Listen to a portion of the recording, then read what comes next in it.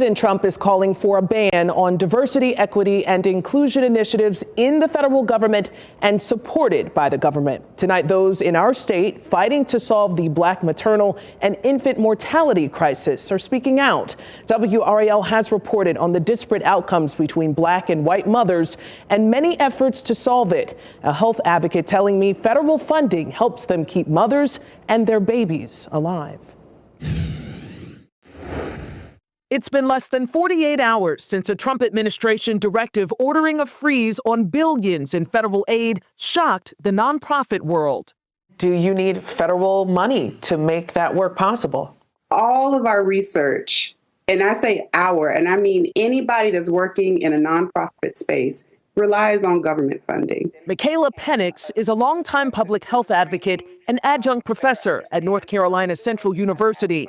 Her work centers on preventing infant mortality in the Black community. There's a lot of research that's happening to help figure out what might be some of those causes, and is there a solution that can be found in science or an intervention that could be as simple as a blood test that can help determine a person's risk of preterm birth. New Centers for Disease Control data shows nationally Black infants are more than twice as likely to die in their first year compared to white infants. Penix says addressing this disparity falls under equity work, otherwise known as diversity, equity, and inclusion, or DEI, work the Trump administration says it does not believe in. So what does this pause mean? It means no more funding for illegal DEI programs. It means no more funding for the Green New scam that has cost American taxpayers tens of billions of dollars. Penix doesn't know yet if her work will lose funding.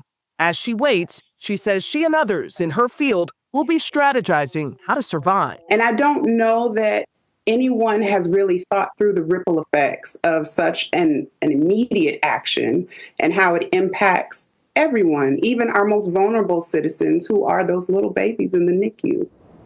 So we did reach out to the state health department. They tell WRAL about $40 billion from their budget comes from the federal government. I asked how much gets to these health equity issues. They couldn't give me an exact number, but they did say, quote, NCDHHS addresses disparities through its programs that serve rural communities, people with disabilities, people with severe behavioral and physical health needs, minority health care, and low-income North Carolinians. The WRAL documentary unit examined the maternal and infant crisis and steps being taken to address it. You can watch Critical Term anytime on WRAL.com.